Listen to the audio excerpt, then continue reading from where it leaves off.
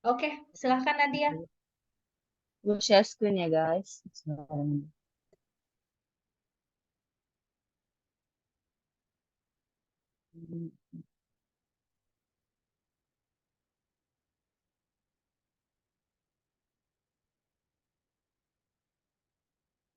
Bismillahirrahmanirrahim. Assalamualaikum warahmatullahi wabarakatuh. Waalaikumsalam warahmatullahi wabarakatuh. Walazi asal rasulahu bil huda wa dinil haq yuzhidahu ala dini kulihi wa kafa billahi syahidah. Asyhadu an la ilaha illallah wa la syarikalah wa asyhadu anna Muhammadan abduhu wa rasuluhu wa nabiyya ba'dah.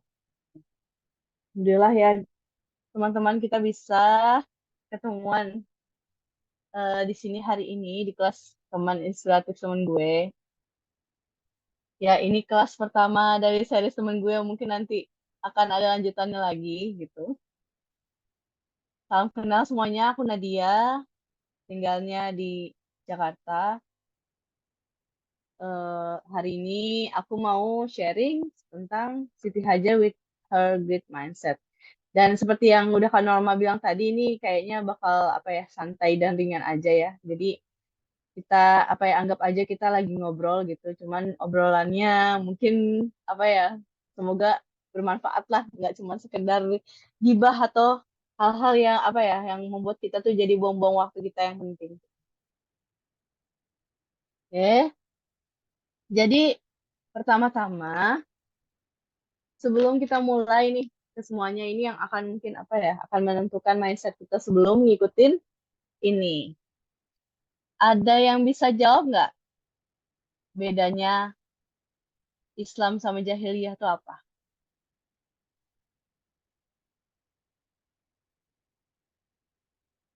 Chat boleh atau di atau ngobrol langsung juga boleh. Beda. Ayo boleh Zikra ini mau dijelaskan mungkin Kak Zikra.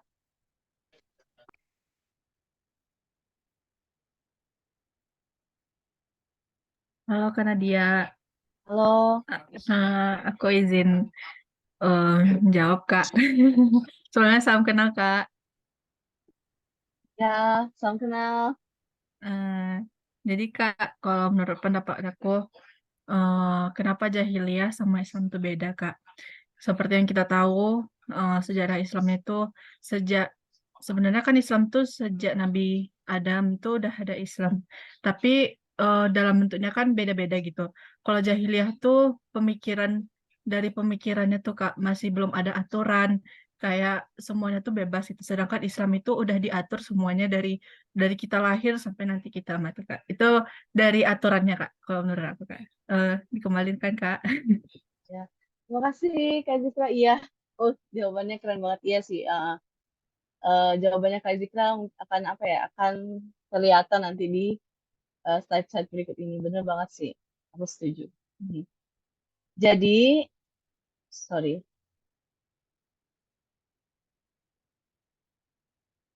Jahiliyah itu definisinya adalah semangat kebebasan, sombongan, dan perasaan mulia yang menolak tunduk di hadapan apapun dan siapapun, senantiasa terperangkap dengan kebanggaan terhadap kekuatan manusia, kepercayaan diri yang berlebihan, dan rasa mereka yang absolut. Ada yang familiar dengan ini? Gitu kayak ini apa ya ciri khas mungkin yang bisa kita lihat di apa ya banyak orang dan banyak pemikiran yang kadang seliweran gitu misalnya di sosmed atau kita ketemu langsung gitu ya. Orang-orang yang bebas, yang mulia, yang nggak mau diatur siapapun, yang punya pemikiran ya pokoknya gimana pun juga gimana nyamannya gue lah, gimana gimana yang gue mau aja gitu, nggak usah ikut-ikut orang lain gitu ya. Mau bener mau salah, yang penting gue nyaman, yang penting mental health gue aman gitu kan. Mungkin itu apa ya hal-hal yang mungkin kita sering jumpai sekarang, sekarang ataupun zaman dulu juga ada sih. Nah, sementara apakah itu Islam? Jadi kalau yang tadi itu adalah jahiliyah itu adalah kita membebaskan diri sebebas-bebasnya gitu tanpa ada kehambaan atau misalnya menghamba kepada sesuatu yang salah, maka Islam itu adalah artinya berserah di mana kita itu diminta untuk tunduk secara totalitas kepada Allah semata dan menjalankan ketaatan dan hanya menghamba kepadanya.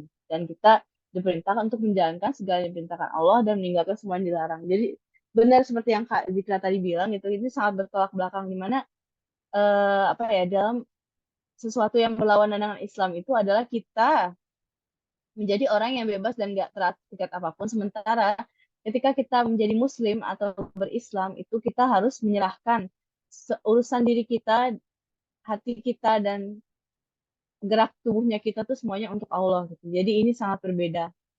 Ini yang akan nanti kita perlihatkan di mana dalam setiap keputusannya itu Siti Hajar itu akan selalu apa ya, taat tunduk patuh kepada Allah tuh.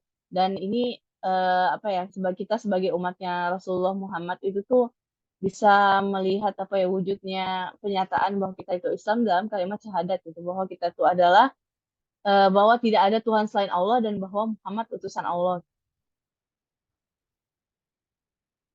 Nah, sekarang sebelum masuk ke sosok Siti Hajar, kita bisa lihat dulu silsilah keluarganya Nabi Ibrahim. Jadi, Nabi Ibrahim itu punya dua istri. Yang istri pertama namanya Siti Hajar, Siti Sarah, dan yang kedua adalah Siti Hajar. Siti, Siti Hajar ini lalu memiliki anak yang nanti bernama Ismail, dan dari garis keturunan Ismail jauh ke bawahnya itu nanti akan lahir seorang nabi yang bernama Nabi Muhammad. Jadi Nabi Muhammad ini masih keturunan Nabi Ismail dan masih keturunan Nabi Ibrahim.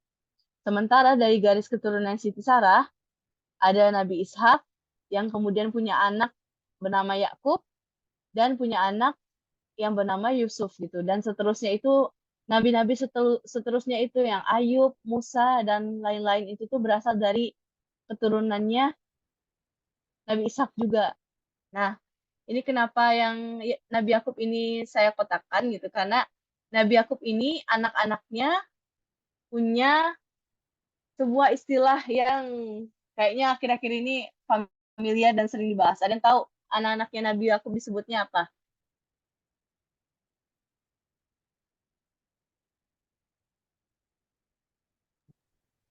Bani Israel. Ya, betul.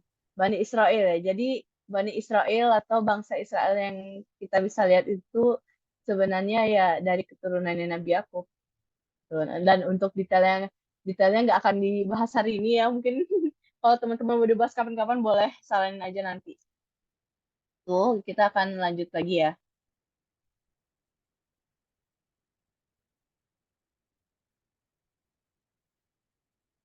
Jadi sosok Siti Hajar itu em, banyak, ada beberapa riwayat.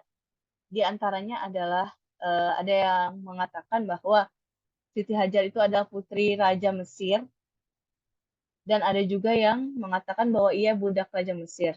Tetapi menurut para ulama yang menggabungkan antara apa ya, teori-teori, maksudnya menggabungkan pendapat-pendapat tersebut, jadinya itu diperoleh sebuah kesimpulan bahwa kemungkinan Siti Hajar ini adalah putri Raja Mesir yang dulunya dikalahkan. Jadi di Mesir itu tuh dulunya ada dua kerajaan, Mesir Hulu dan Hilir, dan kerajaan ini nih tidak akur dan sering berperang.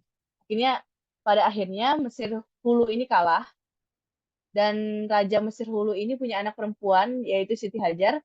Maka Siti Hajar ini ketika ayahnya dikalahkan, dia dijadikan budak oleh Raja Mesir Hilir yang menang gitu. Nah, Raja Mesir Hilir ini suatu hari bertemu dengan Nabi Ibrahim dan Siti Sarah. Jadi ceritanya itu Raja Mesir ini mempunyai perilaku yang buruk di mana dia itu suka sekali dengan perempuan yang sudah menjadi istri orang. Tapi waktu itu sebenarnya Nabi Ibrahim tuh sudah berusaha apa ya, menolong Siti, maksudnya berusaha menjaga Siti Sarah supaya jadi Raja Mesir ini tertarik dengan Siti Sarah ya. Jadi Nabi Ibrahim berusaha untuk mencegah agar Siti Sarah ini di apa ya, dibawa oleh Raja Mesir. Makanya dia mengakui kalau Siti Sarah ini adalah saudaranya bukan istrinya gitu, dengan harapan si raja ini menyerah dan apa apa ya, ya nggak berhentilah, pokoknya kan ini bukan istri orang gitu kan. Tapi ternyata raja itu tetap tertarik sama Siti Sarah. Siti Sarah dibawa ke istana, tapi karena apa ya, karena dia setelah berusaha menyentuh Siti Sarah berkali-kali tidak bisa gitu kan, akhirnya dia mengembalikan Siti Sarah kepada Ibrahim, dan dari situ Raja Mesir ini yang akhirnya takjub kepada akhlaknya Nabi Ibrahim itu menghadiahkan budak perempuannya yang bernama Siti Hajar, yang tadi apa ya, kita tahu gitu kalau dia adalah putri raja gitu, kepada Nabi Ibrahim dan Siti Sarah. Nah, kemudian jadi dari Mesir ini berpindahlah Siti Hajar bersama Nabi Ibrahim dan Siti Sarah gitu ke Palestina. Jadi dari Mesir ke Palestina dan tinggal di sana.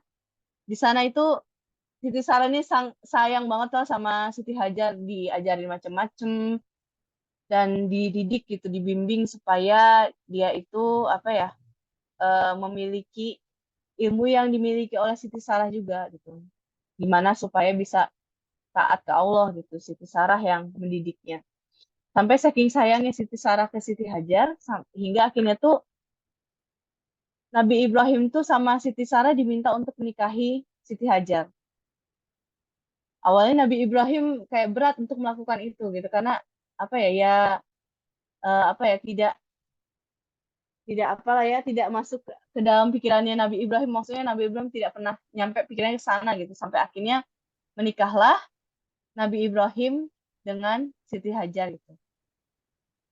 Sampai akhirnya Siti Hajar ternyata mengandung dan memiliki anak yang bernama Ismail. Yang kalau di Al-Quran itu Nabi Ismail ini disifati oleh kata-kata Halim, di mana Halim ini artinya penyayang dan sabar. Sementara kalau Siti Sarah itu anaknya Nabi Ishak ya, Ishak itu dia sifatnya alim. Bisa, makanya apa ya, Ishak dan Bani Israel itu tuh cenderung cerdas. Nah, tapi namanya manusia itu tentu punya sisi manusiawi juga. Sampai akhirnya Siti Sarah yang tadinya sangat menyayangi Siti Hajar itu merasa cemburu gitu. Hingga akhirnya atas perintah Allah, Siti Hajar dan Ismail akhirnya harus pindah.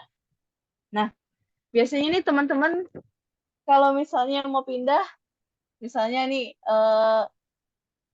siapa ya, Kaulan gitu misalnya, disuruh nggak boleh kerja lagi di Kalimantan Tengah, pokoknya harus pindah ke Skandinavia gitu. Kaulan kira-kira responnya gimana? Misalnya, atau siapa aja boleh jawab ya, ini cuma contoh. Kalian kalau misalnya disuruh pindah tiba-tiba gitu, pindah di kantor cabang ke negara yang namanya kita nggak tahu, itu apa sih reaksinya? Ada yang mau jawab?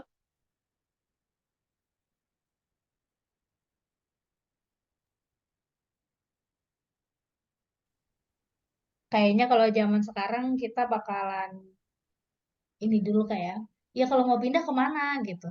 Terus habis itu nyari Hmm, tahu dulu kayak tujuan pindahnya kayak gimana. Nanti di sana tinggalnya bakal gimana, tempat tinggalnya kayak gitu-gitu. Nggak bisa kayak main suruh-suruh aja gitu. Kayak harus inilah ready lah gitu di tempat tujuannya. iya. Pasti kita ini ya, banyak yang di prepare ya kayak jadinya. Iya. Paling nggak sebelum kita kayak sebelum kita agree buat pindah gitu, kita tuh pasti bakalan kayak ya udah kemana dulu gitu. Di Iya sana nanti kan? tinggalnya gimana, terus kondisi perkotanya gimana, nanti aku di sana ngapain, terus kayak gitu kan. Iya, belum lagi misalnya nanti baju yang dipakai harus gimana, apakah tempatnya dingin, tempatnya panas Iya gitu iya kan. benar-benar benar. Makanannya kayak apa? Iya Sebel. banyak pikir. Ini ada sebel, banyak pikiran, overthinking. Iya, tentu cuy. Kayak kita disuruh pindah tiba-tiba ke tempat satu tempat, pasti kita bertanya-tanya gitu. Dan kalau misalnya sekarang kita tahu tempatnya apa, kita pasti googling dulu kan, Iya, dan pindah nyari-nyari tahu dulu. pindah kos aja rempong. Iya ya Allah, iya ya, astagfirullah lah, pindah kos aja udah rempong banget ya, pasti kan. Tapi Siti Hajar itu pindah dalam keadaan dia nggak tahu harus ke mana. dan dia nggak dikabarin banyak tentang tempatnya seperti apa gitu. Jadi tiba-tiba apa ya, Allah memerintahkan Ibrahim, Siti Hajar dan Ismail itu harus pindah gitu tanpa tahu dan nggak bisa googling gitu di zaman itu. Googling zaman Siti Hajar gimana? Yang itu dia tuh nggak tahu, nggak ada Google, itu Google Map nggak ada, ya Allah kita aja pakai Google Map nyasar ya, apalagi itu. Nah, jadi kemudian ya setelah perjalanan berbulan-bulan gitu dari Palestina, sampailah akhirnya itu Siti Hajar dan Ismail di sebuah lembah yang sangat tandus bernama Bakkah. Jadi tiba-tiba nih out of nowhere berhentilah mereka di sana, dan atas perintah Allah, Allah perintahkan kepada Nabi Ibrahim untuk berhenti di sana dan tinggal sebentar. Tapi tiba-tiba Allah perintahkan Nabi Ibrahim untuk meninggalkan anak dan istrinya di sana. Kayak itu apa ya, perintah yang kayaknya sangat nggak logis ya, tiba-tiba seperti itu gitu. Tapi dan apalagi dari segi kondisinya juga ya, Siti Hajar itu adalah seorang ibu yang sedang nyusuin anaknya yang seharusnya tuh dilindungi, didampingi sosok suami, diberikan kenyamanan dan apa ya, keamanan, keselamatan, pokoknya dijagain bener-bener lah gitu kan. Tapi dia tiba-tiba apa ya, Ibrahim itu pergi beranjak dari tempatnya. Siti Hajar awalnya mengira kalau Ibrahim itu ya cuman pengen jalan aja gitu, tapi kok makin lama makin menjauh hingga akhirnya Siti Hajar tuh bertanya gitu, kenapa kamu mau meninggalkan kami gitu? Apakah kamu akan meninggalkan kami di sini? Kenapa gitu? Bertanya-tanya seperti itu gitu. Nah, terus misalnya nih, secara logis, kalau kita misalnya di kondisi kayak gitu nih, tiba-tiba ya udah disuruh pindah, ternyata tempatnya nggak jelas, itu nggak ada apa-apa. Mungkin kalau kita sekedar nggak ada wifi aja, ya Allah udah gimana ya rasanya. Tapi ini di tempat yang benar-benar air, makanan, dan orang lain tuh nggak ada di situ, gimana kira-kira reaksinya? Ada yang mau berkomentar?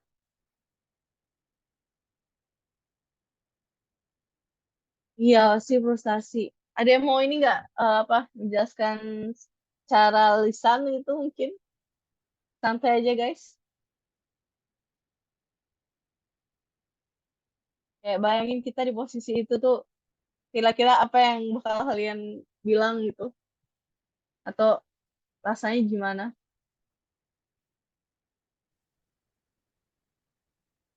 Ini kalau aku kayak gini kondisinya, aku mikir kayak, mohon maaf nih Nabi Ibrahim gitu. Apakah Anda ghosting? Kok meninggalkan aku gitu. Hmm. Nah itu Crispy, kamu mau menjelaskan tidak?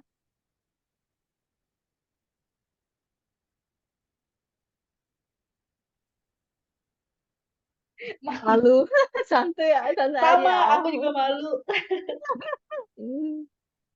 Tadi mau jelasin juga, boleh ngobrol aja kita santai di sini, kayak nggak ada yang akan menghakimi atau menyuruhmu keluar atau menyuruhmu makan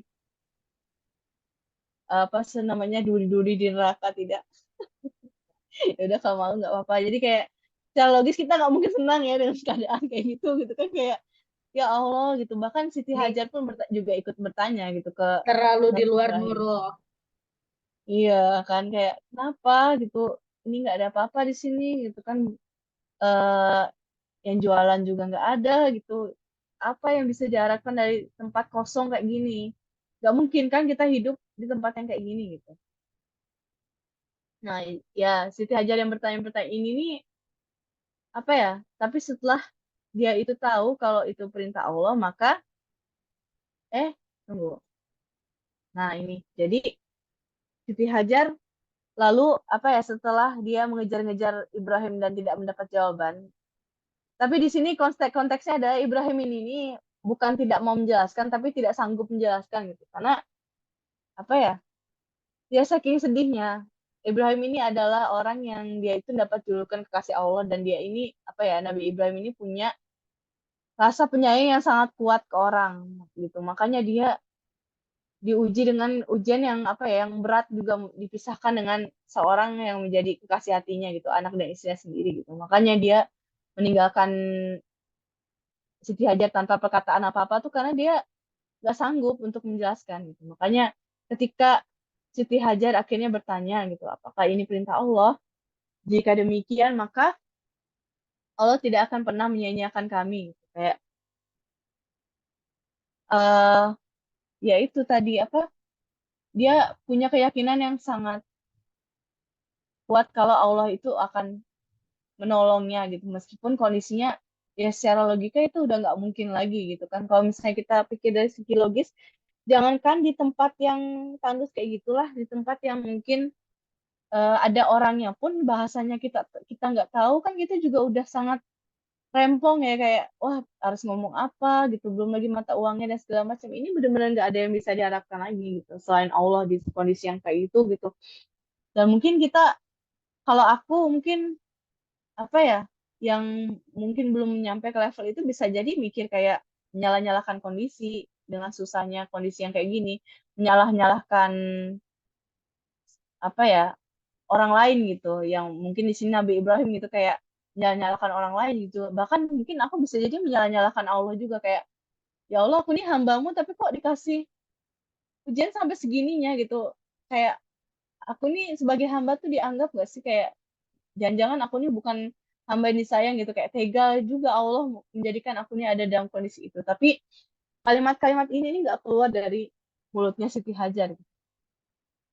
Makanya apa ya karena ketaatan di dalam hatinya gitu sampailah dia ke dalam sebuah pemikiran tertinggi dan penyikapan terbaik yang bisa dia lakuin gitu ya itu kalau ya sebuah keyakinan bahwa Allah tuh nggak bakal nyanyain kami. Nah kalau teman-teman sendiri kalau misalnya punya kesulitan apa tuh yang biasanya diucapin atau dipikirin gitu pernah nggak kejadian sesuatu yang berat banget gitu dan waktu itu tuh bagaimana nyikapinnya gitu.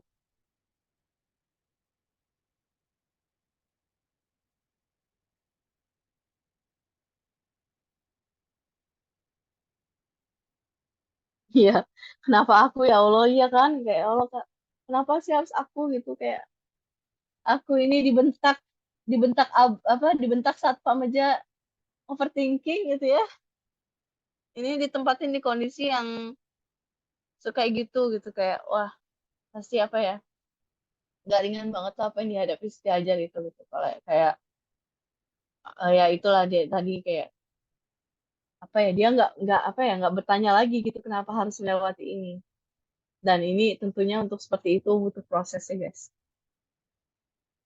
lanjut nah jadi setelah itu terjadi mulailah lama-lama stok minum dan makanan yang dipunyai Siti Hajar dan Ismail itu lama-lama habis itu bahkan sampai air susunya Siti Hajar itu nggak keluar lagi mulailah Siti Hajar ini panik kayak anaknya sudah udah nangis-nangis tuh kan sementara air susunya nggak keluar nggak ada makanan atau minuman lagi yang bisa dia makan atau berikan ke anaknya gitu makanya mulailah Siti Hajar ini panik dan saking paniknya itu jadinya dia berangan-angan seolah-olah di Bukit Safa itu ada suara-suara gitu yang mungkin orang lewat dan akan menyelamatkan mereka gitu tapi di berlari di Bukit Safa nggak ada apa-apa terus rasanya apa ya kayak berharap lagi mungkin di tempat yang satunya lagi gitu kan berlari lagi ke Marwah gitu terus sampai 7 kali gitu dan jaraknya ini lumayan ya guys kayak apa ya seorang perempuan gitu di tempat yang berbukit-bukit seperti itu memanjat gitu dengan tinggi dengan apa ya jaraknya sekitar 450 meter dan ini nggak datar ya jadi kayak ya benar-benar bukit gitu dan di total-total juga lumayan oh sekarang mungkin yang apa ya udah enak karena udah dibikinin jalurnya ya kalau ini kan benar-benar apa ya nggak ada jarak seolah-olah dengan matahari gitu. Dan perbukitan tandus pula panas akhirnya aku nggak tahu ini riwayatnya benar atau enggak tapi sempat dengar juga kalau bahkan akhirnya Siti Hajar ini sempat memeras keringatnya sendiri ke ke Ismail gitu biar Ismail itu seenggaknya bisa minum air keringatnya gitu di tengah-tengah lari-larinya dia ke Safa dan Marwa itu. Tapi tetap aja apa ya, Siti Hajar itu masih berprasangka baik ke Allah sampai akhirnya malaikat melalui perintah Allah gitu memunculkan air zam-zam dari kaki Ismail yang apa sih namanya yang napak-napak ke tanah gitu. Jadi kakinya Ismail itu tuh apa dia nendang-nendang tanah gitu sampai akhirnya dari sana tuh bergemicik ke air yang kita biasa sebut air zam-zam. Keluar dari sana airnya dan Siti Hajar meminumkan air itu ke Ismail dan ke dirinya sendiri dan akhirnya karena Siti Hajar takut ini air bisa habis itu kan makanya Siti Hajar akhirnya mengumpulkan kerikil dan berkata zam-zam atau berkumpullah gitu jadi airnya itu berkumpul berkumpul di satu tempat itu di satu spot.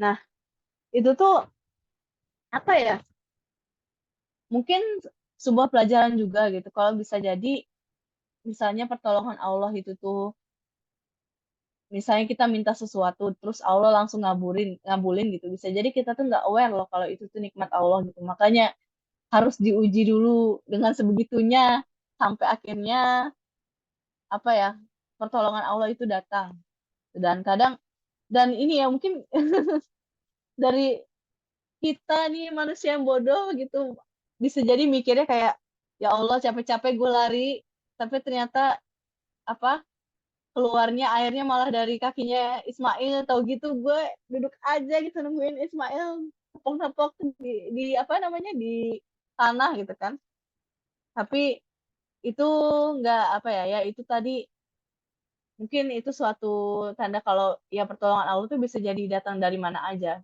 bukan dari usaha kita bahkan mungkin aku mikirnya kalau misalnya apa ya pertolongan Allah itu datang dari usahanya kita bisa jadi kita tuh ya menganggap diri kita yang mencapai itu gitu bukan karena pertolongan Allah makanya itu apa ya hikmahnya itu ya pertolongan Allah itu tuh datangnya caranya beda-beda gitu dan mungkin di luar ekspektasi atau di luar prediksi yang kita udah bikin sendiri. Dan yang jadi ritual kan ini ya, apa namanya? Ritual haji itu kan jadinya eh, lari-lari di Bukit Safa dan Marwanya ya, bukan nepok-nepok ke tanah kayak yang Ismail ya. Berarti yang apa ya yang dijadiin ritual sama Allah itu tuh ya usahanya Siti Hajar itu dalam apa ya yang udah berprasangka baik ke Allah selama usaha-usahanya untuk mencari air itu.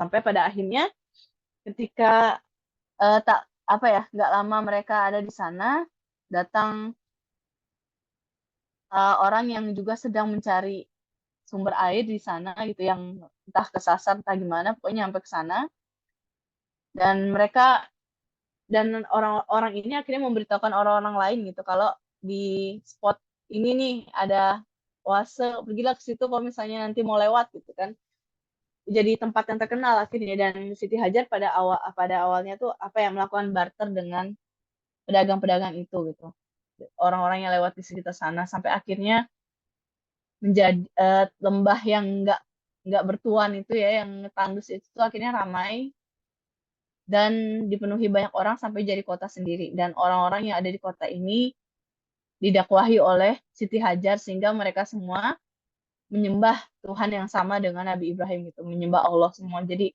semuanya itu tuh bertauhid di bawah apa ya di bawah dakwahnya Siti Hajar gitu dan anaknya Ismail juga dididik gitu sampai akhirnya Ismail ini besar dan setelah Ismail kira-kira remaja gitu datanglah kembali Nabi Ibrahim atas perintah Allah ke sana dan mereka akhirnya bertemu kembali dan bertemu kembali.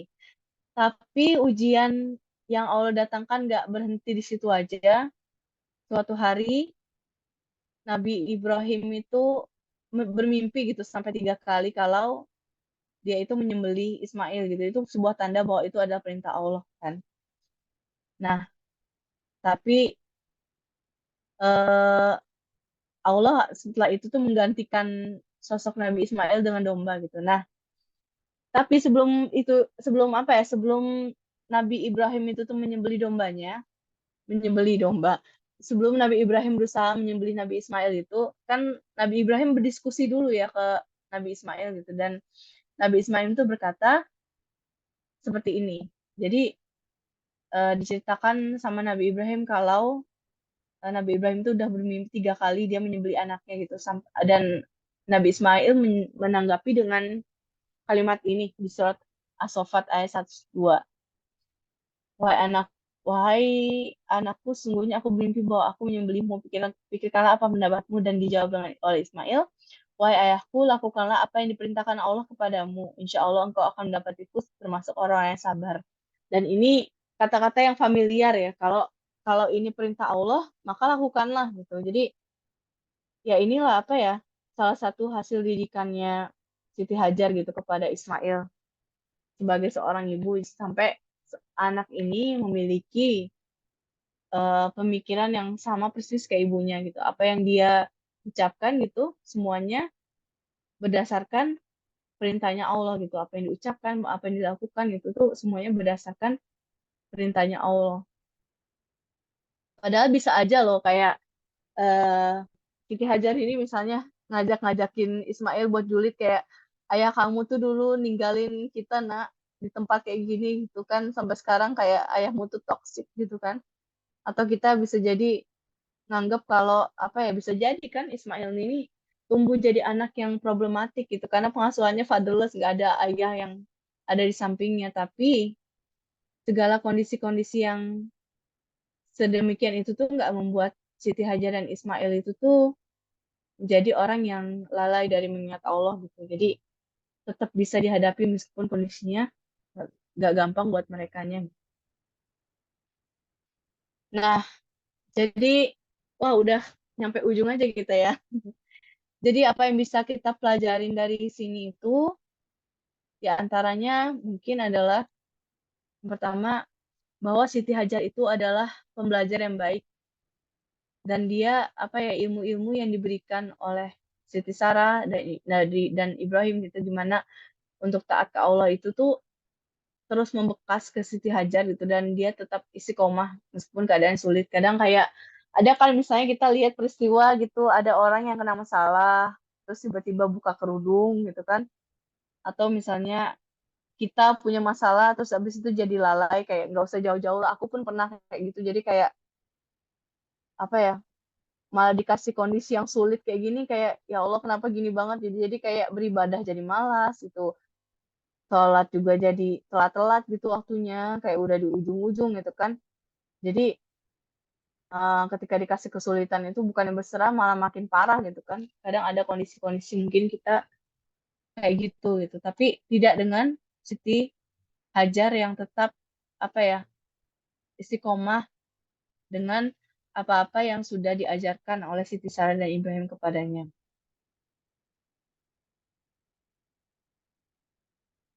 Terus juga eh, kondisi yang tidak ideal. Jadi pernah nggak gitu merasa aku tuh misalnya belum bisa A karena kondisi aku B gitu, kayak ya aku aja dong kalau aku belum bisa gini, orang aku aja nggak punya misalnya privilege yang sama dengan orang lain gitu misalnya kan. Kayak mungkin dari kita terkadang merasa seperti itu, termasuk aku pun juga gitu. Jadi kayak kondisinya nggak ideal, yang misalnya kita punya apa ya, kerja di kantor tempatnya apa nggak sesuai gitu sama minatnya kita, atau misalnya ketemu lingkungan tapi orang-orang yang toksik gitu kan, punya circle yang toksik gitu, atau misalnya keluarga dengan segala masalah dan problem-problemnya gitu kan. Ada yang mungkin broken home, ada yang misalnya ditinggalkan oleh orang tuanya, atau misalnya jadi orang tua tapi ngedidik anak rasanya susah banget gitu, sampai pusing gitu kan. Ya apa ya, ya berbagai kondisi tidak ideal itu tuh kalau misalnya dihadapi dengan ketaatan seperti Siti Hajar, maka apa ya, tidak jadi halangan. Kenapa? Karena Siti Hajar tuh orang yang mengetahui bahwa yang paling penting itu adalah meyakini bagaimana Allah, maka kondisi-kondisi yang tidak ideal itu bisa untuk dihadapi. Nah, ini tadi juga diantaranya itu adalah pertolongan Allah juga bisa datang dari arah mana, dan dari arah mana saja yang mungkin kita nggak sangka-sangka. Jadi ya itu tadi kayak mungkin kita punya problem gitu tapi nggak tahu cara nyelesain gimana, tapi somehow selesai aja gitu tiba-tiba kayak wah udah berlalu juga ya, kayak aku bisa yang lewatin itu gitu. Ya itu sebenarnya pertolongan dari Allah untuk kita. Nah, jadi ada yang ingat nggak tadi judulnya apa BTW tentang Siti Hajar ini?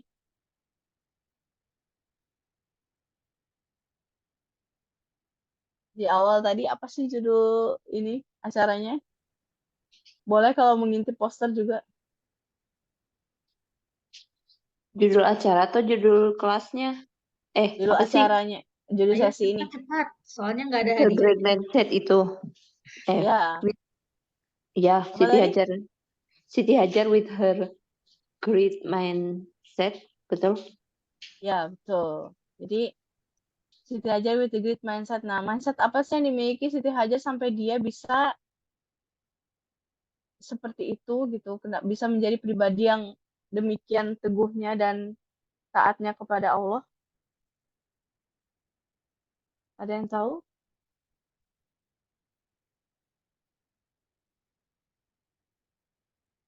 Jadi Siti Hajar itu kalau menurutku ya ini bikinan aku sih, tapi Siti Hajar itu tuh great mindset yang dipunyai Siti Hajar tuh apa? Yaitu mindset seorang hamba Allah. Jadi inilah yang menjadikan Siti Hajar itu tuh apa ya, sekuat itu dalam menghadapi berbagai cobaan dan ujian yang gak gampang dilewatin. Makanya kenapa sih mindsetnya hamba Allah gitu? Karena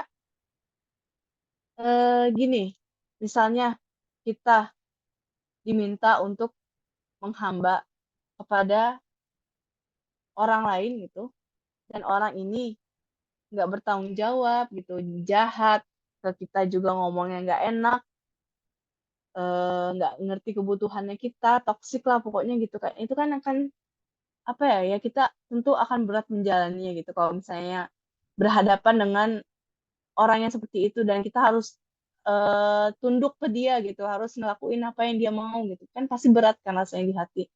Tapi ketika kita punya mindset seorang hamba Allah, Allahnya itu, Tuhannya kita itu tuh bukan Tuhan yang toksik seperti kalau kita ngelihat ke manusia gitu. Allah itu adalah zat yang maha pengasih, maha penyayang, yang dia itu tuh tahu betul soal kita melebihi diri kita sendiri gitu. Dan Allah memberikan kita perintah, larangan itu karena Allah sayang ke kita. Jadi semua yang Allah perintahkan dan larangan yang diberikan ke kita itu semuanya untuk kebaikannya kita sendiri gitu. Jadi kalau misalnya kita sudah bersandar kepada Zat yang Maha Adil, Maha Pengasih, Maha Penyayang, Maha Kaya, Maha Kuat, Maha Mendengar, Maha Melihat, pantas nggak kalau misalnya kita apa ya, merasa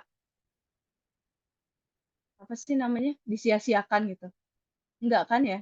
Pasti kalau kita menghamba kepada Allah ya Allah tuh nggak mungkin nyanyain kita. Jadi kita itu tuh sudah meletakkan diri kita sebagai seorang hamba dari zat yang maha kuat gitu, dan nggak ada apa yang nggak ada ketersandaran kepada pihak-pihak lain, karena bersandar pada diri sendiri kepada manusia itu pasti capek karena kita sendiri aja apa ya, ngurusin diri kita aja kadang nggak bener gitu kan, kadang masih oleng sana sini gitu kan, tapi kita ini kalau misalnya menyerahkan diri kita gitu jadi muslim gitu, bermindset seorang hamba Allah, ya insya Allah kita akan menjadi orang yang mau digimanain ya terserah Allah, mau Allah kasih senang mau Allah kasih sedih gitu ya terserah Allah gimana ya. Seperti Siti Hajar juga yang ya Siti Hajar kalau misalnya disuruh untuk apa ya, misalnya dia disuruh memilih mau yang normal-normal aja atau hidup yang serba susah, ya tentu dia juga mau gitu hidup yang dengan ketenangan, dengan kemudahan gitu. Tapi karena Allah yang menterjadikan dia untuk mengalami berbagai kesulitan hidupnya, ya maka dia terima itu dan bersabar dengan itu gitu, dan tetap berprasangka dengan baik dengan Allah apapun kondisinya. Maka gimana kita mau nggak untuk taat gitu ke Allah, ke zat yang nggak akan pernah nyanyiakan kita dan nggak pernah ngasih harapan palsu gitu ke kita.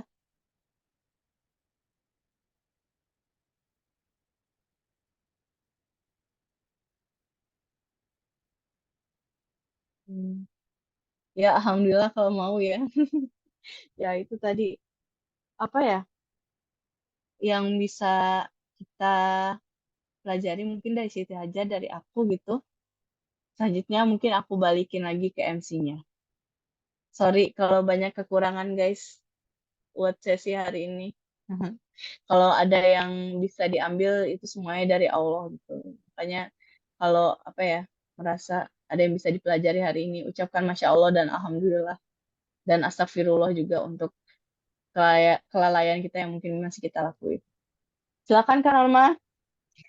Oke, baiklah. Terima kasih Nadia udah sharing-sharing, udah ngingetin kita. Sebenarnya mungkin eh, ceritanya Siti Hajar ini adalah cerita yang cukup common gitu ya, yang kita tahu gitu. Tapi kalau dibahas kayak gini, diingatkan lagi, di highlight gitu.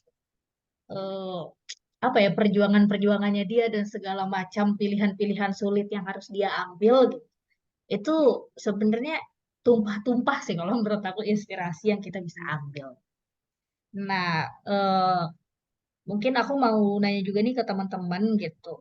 Bukan nanya ya, memberikan eh, kesempatan untuk teman-teman sharing. Kalau misalnya mau, ada yang mau nambahin di sini apa sih yang kalian apa ya? Mungkin inspirasi yang kalian dapetin kayak gitu dari ceritanya eh, Siti Hajar ini gitu. Selain yang mungkin sudah disebutin Nadia, atau mungkin ada yang mau di-highlight, ada yang mau melempar pertanyaan mungkin gitu. Silahkan. Aku mau eh, bukan bukan nambahin juga sih, mempertebal Tanggepin. satu part boleh nggak?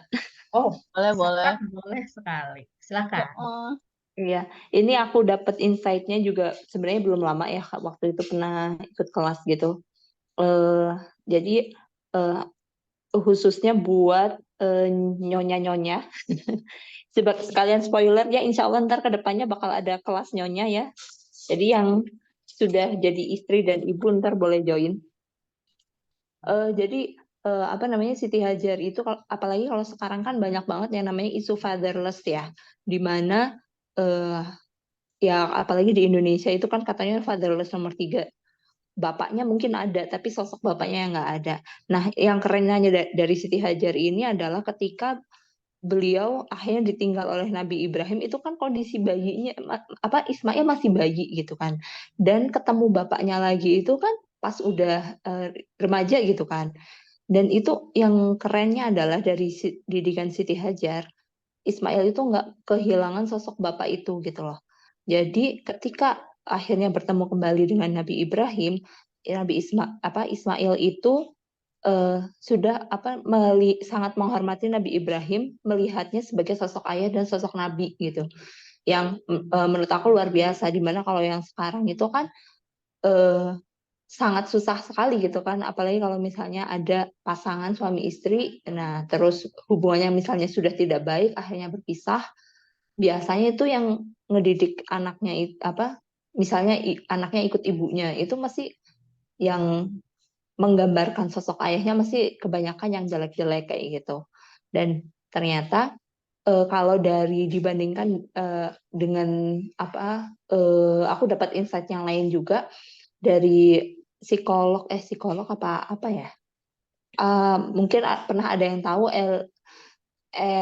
Eli Risman kalau nggak salah namanya, itu pun menekankan bahwa kalau misalnya hubungan dengan pasangan tidak baik, itu tetap yang harus ditonjolkan itu yang kita sampaikan kepada anak kita itu ya baik-baiknya aja kayak gitu.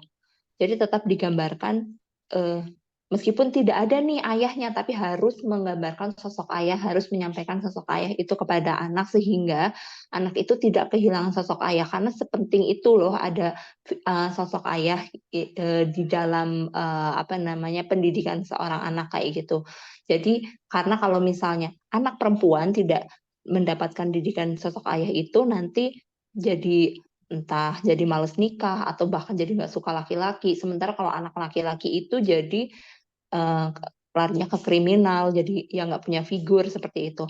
Jadi menurut aku keren banget sih kalau misalnya ada forum untuk protes masalah fatherless, harusnya Siti Hajar ini nomor satu gitu ya. Tapi ternyata Oh, enggak. Tapi ternyata enggak. Dia justru malah mendidik Ismail dengan sangat baik sehingga Ismail tidak kehilangan sosok figur ayah itu. Itu. Udah, terima kasih. Masya Allah, luar biasa ya tambahannya gitu. Mungkin bedanya gitu ya, kalau misalnya intinya masalah keberadaan ayah itu, jadi ayahnya tuh nggak harus ada gitu, tapi keluarganya nggak broken gitu ya. Iya, Ya, kurang atau lebih at seperti least itu. tadi ya jangan diperlihatkan lah ke anaknya gitu. Mm-mm. Iya, iya, iya, benar sih.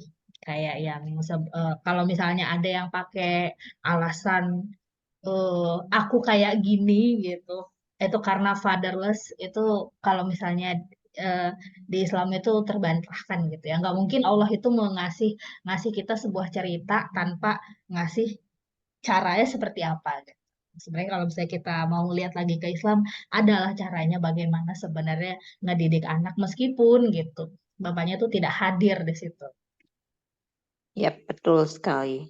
Itu bener banget sih, Kak. Soalnya nih ya, kalau misalnya kita mau menjabarkan ya, misalnya kita eh, selalu punya alasan, misalnya aku nggak bisa begini karena keadaan aku ya kayak gini gitu kan, makanya aku nggak bisa berubah.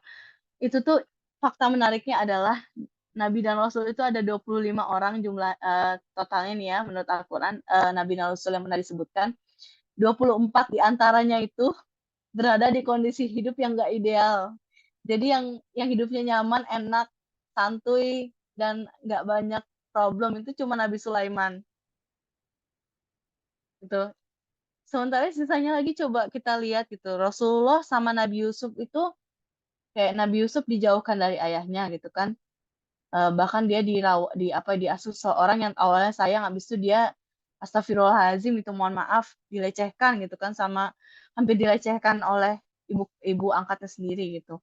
Terus juga ada Nabi Muhammad juga nggak punya sosok ayah gitu kan, tapi eh, akhirnya sampai dirawat oleh kakeknya dan orang yang mengasuhnya itu berganti-ganti.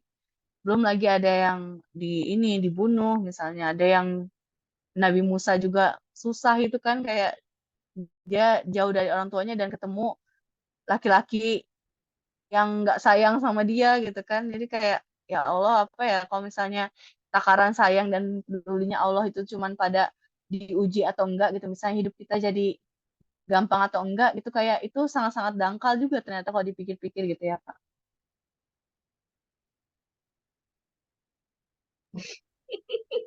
Iya, benar sekali. Gimana yang lain? Ada lagi yang mau menanggapi? Silahkan. Izin Kak moderator sama Kak Nathan.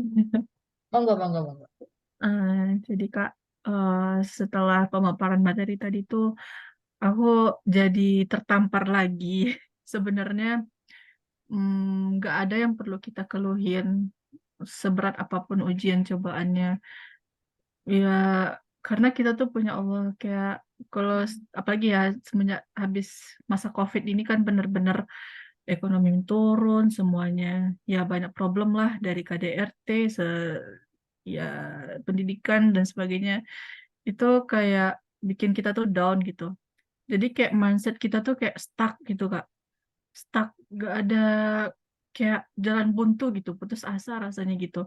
Kayak mau kemana lagi minta tolong orang juga semuanya udah juga pada susah, terus buat buat kita curhat tuh nggak ada tempatnya gitu. Jadi kayak setelah Kak Nat nyampai materi tadi tuh aku jadi ke tertampar gitu, kayak apa sih ngeluh gitu. Banyak loh orang yang udah ngelewatin masa-masa sulitnya dan dan satu-satunya penolong tuh cuma Allah gitu. Ya tergantung mindset gitu. Kayak kita harus berhusnuzon sama takdir Allah. Pasti ada hikmahnya di balik semuanya. Dan seperti contohnya aja tuh kayak saudara kita di Palestina gitu. Segitu kuatnya mindset mereka, kayak yang tadi Kak Anat nih di statement terakhirnya Siti Hajar memiliki mindset seorang hamba Allah. Dan apa saudara kita di Palestina tuh benar-benar punya mindset itu, dan aku kayak tersadar bener juga sih, kayak di masa sekarang tuh masih ada loh mindset seorang hamba tuh, maksudnya kayak itulah realitanya gitu, yang benar-benar kita bisa lihat sekuat apa sih mindset seorang hamba Allah tuh gitu Kak.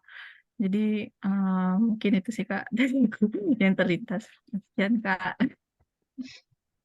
Iya ya bener lagi. Kayak jadi sebenarnya jawaban dari kenapa sih orang Palestina tuh hebat-hebat banget.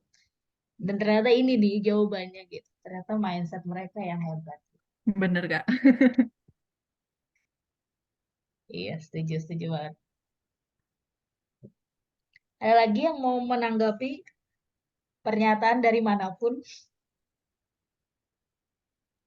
Izin Kak, Silakan, Karen. iya, aduh, ini aku walaupun telat tapi aku merasa langsung kayak jelek banget gitu pas tadi karena dia bahas gitu ya, apalagi ujiannya Siti Sarah yang Masya Allah gitu, luar biasa gitu, yang penghambaannya itu totalitasnya luar biasa gitu ya.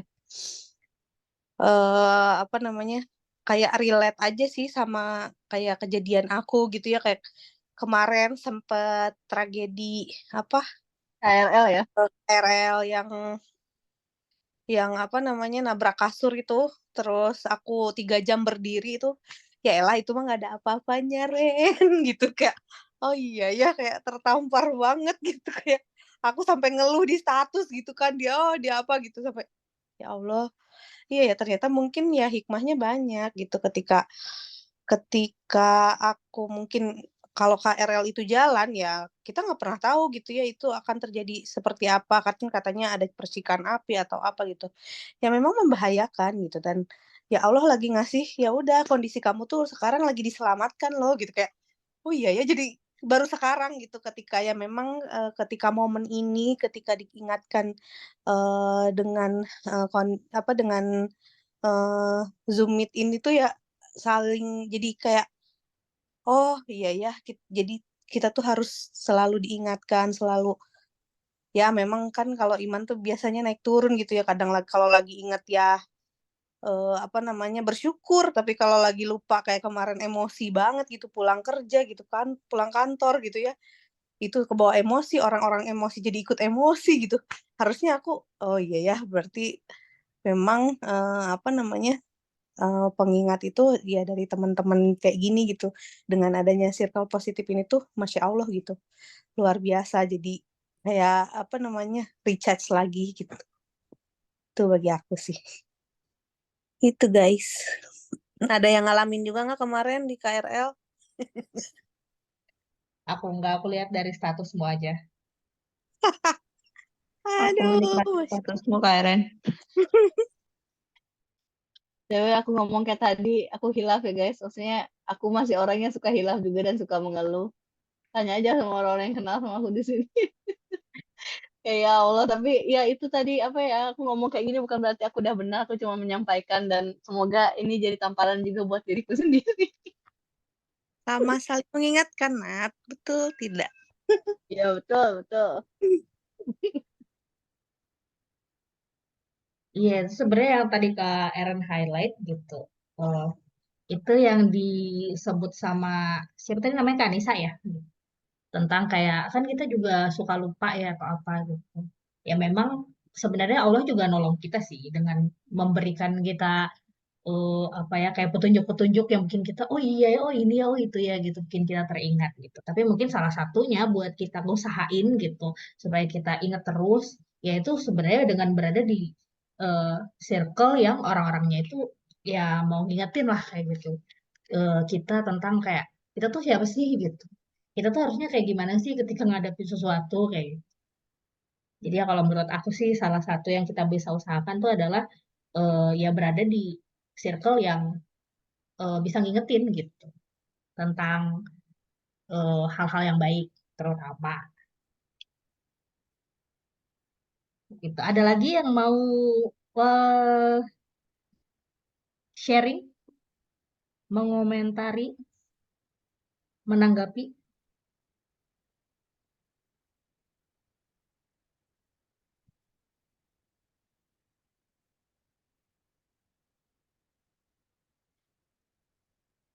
Oke, belum ada ya kayaknya ya. Kalau gitu aku juga mau sharing sedikit.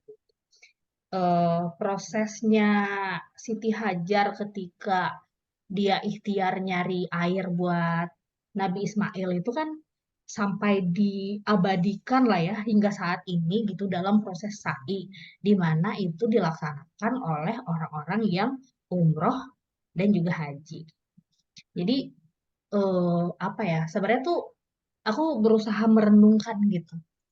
Ini sebenarnya ada pelajaran apa sih di balik SAI ini gitu ya. Aku coba renungkan, terus kemudian coba nyari tahu juga gitu. Sampai-sampai kayak cerita ini tuh dijadikan salah satu rangkaian ibadah gitu. Yang dimana ibadahnya itu adalah salah satu rukun Islam kita gitu. Jadi sebenarnya kan ini wow banget ya gitu. Ini adalah peristiwa yang wow banget lah kayak gitu. Dan eh, kesimpulan aku tuh kayak gini teman-teman. Jadi menurut aku apa yang Siti Hajar lakukan gitu sampai ada Zam-Zam itu tuh eh, kayak apa ya, kayak bukti nyata dari quotes yang eh, think big, terus kemudian start small, sama move fast gitu. Jadi think big itu kalau misalnya kita berpikiran sempit gitu dalam keadaan Siti Hajar gitu, itu meninggal sih gitu. Kayak kita gimana, definisi dari berpikir besar luas gitu dari think big itu ya adalah apapun yang terjadi, gimana pun yang aku lihat dengan mata kepalaku sendiri gitu, itu tuh apa ya istilahnya nggak sebanding lah sama pertolongannya Allah gitu. Walaupun kayaknya ini nggak ada orang, nggak ada pohon, sejauh mata memandang hanya pasir-pasir dan pegunungan kayak gitu. Kalau kita mikirnya kecil gitu, kita mikirnya terbatas, pakai otak logika kita sendiri, pasti nggak selamat gitu. Tapi think back-nya Siti Hajar di sini adalah dia berpikir Allah pasti nolong gitu. Instead of dia kayak apa ya, mungkin kayak tantrum dulu gitu kali ya ketika ditinggal sama Nabi Ibrahim, itu malah dia kayak aduh anak gue haus nih gitu, harus segera nyari air. Oke itu ada gunung, oke aku ke sana deh, karena kalau di gunung tuh pasti kelihatan gitu. Nah di situ adalah apa ya, bagian dari start small gitu. Apa sih start small yang dia lakuin? Dia tuh nggak berusaha menggali tanah misalnya kayak gitu. Yang penting kayak ya udah gue jalan dulu deh melangkah gitu. Sebenarnya kan gunung itu tuh ya emang tinggi gitu ya. Tapi nggak tinggi-tinggi amat gitu, bukit lah. Karena kan di Mekah itu emang perbukitan gitu. Jadi kayak eh, masih terdaki lah gitu sama kita gitu. Jadi kalau menurut aku itu adalah part dari dia start small gitu. Kalau misalnya dia kayak langsung mikir, aku harus ngapain nih? Aku harus menggali tanah mungkin kayak gitu. Aku harus mencari kayak nggak kelihatan. Aku harus berjalan ribuan kilometer kan nggak kayak gitu. Bahkan dia kayak bolak-balik di situ gitu. Jadi kemudian gitu, yang bagian terakhirnya gitu, itu adalah eh, move fast gitu. Kan kalau di SAI itu sunnahnya itu tuh berlari kecil gitu. Jadi dalam hal ini tuh eh, be- kalau aku mengartikannya berlari kecil itu adalah ya kita tuh nggak jalan dengan santai gitu. Tapi kita juga nggak rushing yang lari sprint kayak gitu nggak juga gitu. Sehingga ya ketika kita tuh jalan tuh cepat gitu. Tapi kita juga masih dalam keadaan yang inilah kayak waras gitu dalam kontrol kayak gitu. Meskipun ya kondisinya saat itu tuh terdesak gitu. Kalau misalnya kita dalam kondisi yang pressure yang tinggi itu apa ya? Bisa nggak kita kayak lebih tenang gitu? Oke, jalannya cepat gitu, tapi lebih tenang lah kayak gitu. Jadi nggak banyak yang apa bukan nggak banyak ya mungkin ada hal yang mungkin kita nggak terlewatkan lah kayak gitu kalau misalnya kita bergerak kayak gitu. Jadi aku ngelihatnya kayak gitu sih. Kalau prosesnya eh, Siti Hajar dalam mencari air itu gitu. Dan kemudian gitu pelajaran selanjutnya adalah aku merasa kayak oh, harusnya kayak gini nih aku ngejalanin hidup. Pertama, aku harus yakin bahwa solusi itu Allah pasti turunkan gitu. Bagian aku adalah seperti Siti Hajar. Ya udah gerak aja dulu cari. Gitu. Walaupun aku cuma bisa bolak-balik situ aja gitu. Tapi part aku tuh sebenarnya adalah bergerak tapi dengan kontrol diri kayak gitu ya. eh, Mencari air tadi gitu. Dan nyata kayak gitu. Pertolongannya Allah itu dari bahkan dari kaki anaknya yang masih bayi kayak gitu. Bukan dari tadi kayak kata Nadia dari dia lari-lari lah kayak gitu dan akhirnya dapat air kayak gitu. Dia pun nggak kecewa ya karena siapapun yang ngelakuin kayak gitu eh baik Siti Hajar maupun anaknya gitu yang akhirnya menyebabkan air itu keluar kan eh doesn't matter gitu karena sebenarnya apapun dari manapun datangnya itu pertolongan Allah anyway gitu. Nah, kalau aku itu sih aku pengen share gitu dari Siti Hajar ini. Luar biasa sih. Dan dari serangkaian ibadah syai gitu. Nah, ada lagi yang mau menanggapi?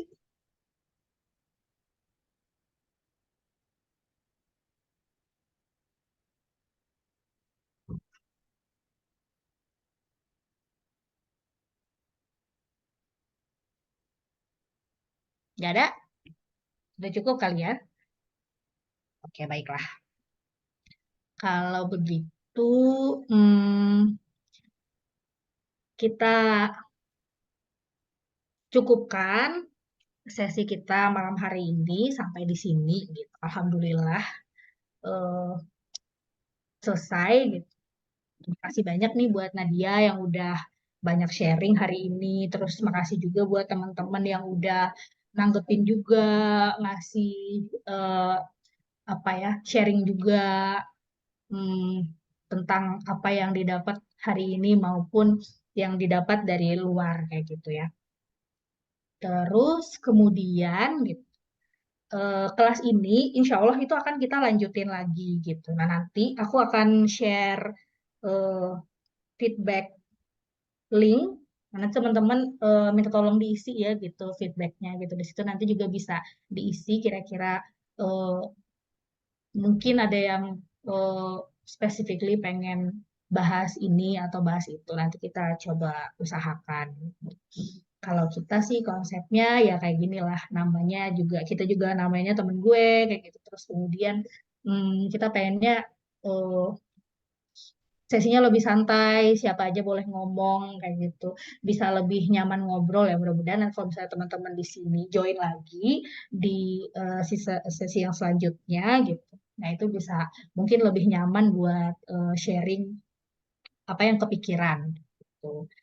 Eh, kita di sini tuh berusaha seperti yang tadi Nadia bilang gitu, nggak ada di antara kita yang apa ya mungkin kayak mendeklarasikan lebih baik daripada yang lain gitu tapi intinya kita saling ngingetin gitu teman-teman gitu karena ya emang kayak gitulah harusnya gitu Kak. Kita rapetin barisan karena kan kalau kita ngomongin setan setan tuh nggak berhenti gitu ya membisikkan eh, godaan-godaannya di telinga kita makanya kita harus juga dapat inputan dari teman-teman kita eh, yang baik yang positif kayak gitu.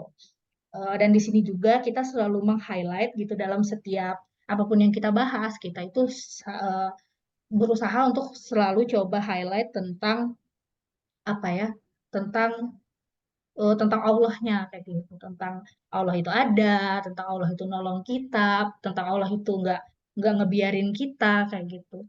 Ya kayak gitulah gitu. Karena sebenarnya gitu, dengan kita mengingat Allah, ini Allah sendiri yang bilang gitu ya di Al-Quran. Walaupun aku lupa ayatnya gitu. Tapi Allah sendiri yang bilang dengan kita mengingat Allah itu tuh akan memberikan efek ketenangan gitu. Nah, itu yang kita eh, berusaha capai gitu. Yang kita mau tagih lah gitu dari Allah. Ya Allah nih kita lagi ngingat Engkau nih gitu. Bareng-bareng sama teman-teman yang lain. Tolong kasih kita ketenangan gitu. Karena ya kita sendiri akui lah gitu. Sangat memusingkan ya kehidupan ini gitu. Dengan teman-teman. Kadang-kadang ada yang toksik lah apa segala macam. Kantor gitu. Eh, buat yang berkeluarga mungkin keluarga-keluarga yang lain dan segala macam kerumitan dunia lainnya kayak gitu ya mudah-mudahan kita bisa terus bikin event-event yang ya kayak gini lah sesuai namanya menginspirasi gitu ya. Eh, akhir kata makasih buat teman-teman semua sekali lagi jazakumullah khairan kasiron mudah-mudahan kita bisa ketemu lagi di hmm, sesi selanjutnya jangan lupa nanti feedbacknya diisi ya teman-teman. Nah, aku mau minta maaf kalau misalnya ada salah-salah kata gitu.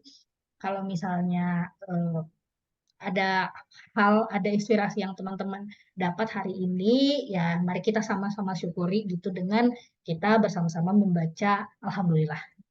Alhamdulillah ya. Alhamdulillah. Amin.